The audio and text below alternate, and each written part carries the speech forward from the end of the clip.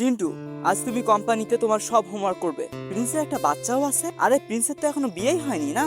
বড় লোকের তো এটাই নিয়ম, বাইরে আলাদা সন্তান রাখা। দেখো বাচ্চাটা দেখতে হবুও প্রিন্সের মতো। প্রিন্স নিজের জন্য গার্লফ্রেন্ড বানিয়েছে, এটা ঠিক নয়। ম্যাডাম, আপনাকে প্রিন্স স্যার ডেকেছেন। জি স্যার, আজ দুপুরে আমার মিটিং আছে। তুমি কি চিন্টুর খেয়াল রাখবে? প্রিন্স স্যার, আমারও বাচ্চা খুব পছন্দ। আমি কি ওর খেয়াল রাখতে পারি? ঠিক আছে চিন্টু, ভালোভাবে থাকবে, দিদিদের একদম বিরক্ত করবে না, আর হোমওয়ার্ক শেষ করবে। আপনার দুজনকে আমার জন্য উত্তর দিক থেকে চাউমিন, পশ্চিম দিক থেকে সিংড়া, দক্ষিণ দিক থেকে রসগোল্লা আর পূর্ব দিক থেকে আলু গুন্ডা আনতে হবে।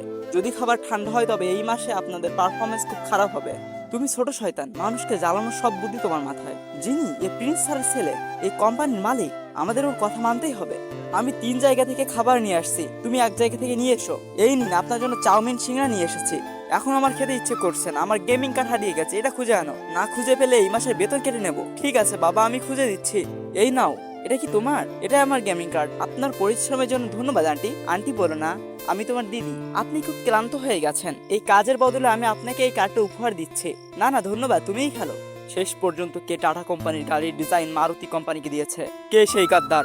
স্যার, জিনি সেই গাদ্দার, কারণ এই ডিজাইনের দায়িত্ব ছিল জিনির। স্যার, আমি জিনিকে মারুতি কোম্পানির ম্যানেজারের সাথে ডিনার করতে দেখেছি। ও আমার কলেজ ফ্রেন্ড। প্রিন্স স্যার, আপনার আমার উপর বিশ্বাস নেই? স্যার, জিনি কাল দুপুর থেকে আমার সাথে ছিল, বাচ্চাদের খেয়াল রাখছিল।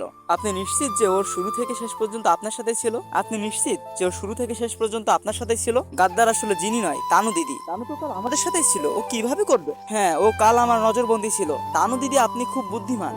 ডিজাইন লিক করার জন্য আপনি নিজের জিমেইল ব্যবহার করেছেন, কিন্তু পাঠিয়েছেন অফিসের কম্পিউটার থেকে। আমি আপনার জিমেইল পাসওয়ার্ড হ্যাক করে ফাইল পাঠানোর রেকর্ড সব দেখে নিয়েছি। তুমি একটা বাচ্চা হয়ে আমার জিমেইল হ্যাক করলে? আমি বলতে ভুলে গেছি, আমি যে সিআইডি ক্রাইম ব্রাঞ্চ থেকে বলছি। ভাবিনি তানু এমন করবে। আপনার ছেলে তো খুব বুদ্ধিমান। ছেলে?